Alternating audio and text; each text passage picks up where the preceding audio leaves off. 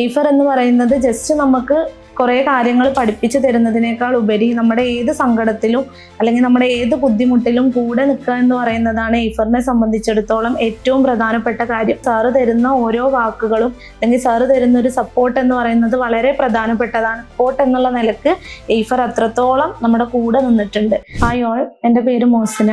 ഞാൻ മലപ്പുറം വളാഞ്ചേരിയാണ് എൻ്റെ സ്വദേശം.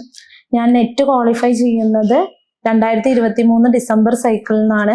എന്നെ സംബന്ധിച്ചിടത്തോളം നെറ്റ് എന്ന് പറയുന്നത് വലിയൊരു കിട്ടാൻ അത്രയും ഞാൻ ബുദ്ധിമുട്ടിയിട്ടുള്ള ഒരു ടാസ്ക് ആയിരുന്നു നെറ്റ് അച്ചീവ് ചെയ്യുക എന്ന് പറയുന്നത്.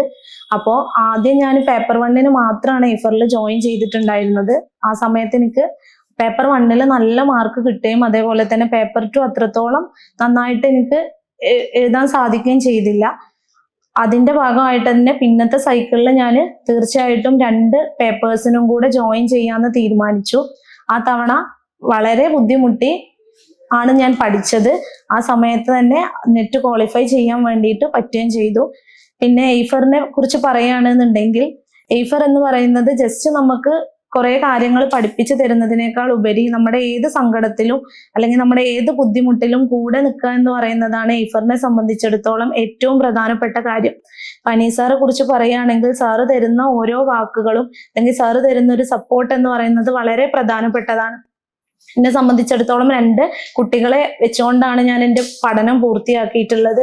ആ സമയത്ത് മെന്റലി വീക്കാവുന്ന ഓരോ സിറ്റുവേഷനിലും അത്രത്തോളം സപ്പോർട്ട് എയ്ഫറിലെ ഓരോരുത്തരുമായിട്ടും തന്നിട്ടുണ്ട്. പിന്നെ ക്ലാസ്സുകളെല്ലാം തന്നെ അടിപൊളിയാണ്. പേപ്പർ 1 ഒക്കെ അനീസാർ എടുക്കുന്ന ക്ലാസ് പെർഫെക്റ്റ് എന്ന് പറഞ്ഞാൽ ഇതിലും ഉപരി ഇനി എന്താ പറയേണ്ടതെന്ന് അറിയില്ല, അത്രമാത്രം അടിപൊളിയായിരുന്നു. എല്ലാ തരത്തിലും നമുക്ക് എല്ലാ സപ്പോർട്ടും തന്നിട്ടാണ് അവിടുത്തെ ഓരോ സ്റ്റാഫും നിന്നിട്ടുണ്ടായിരുന്നത്.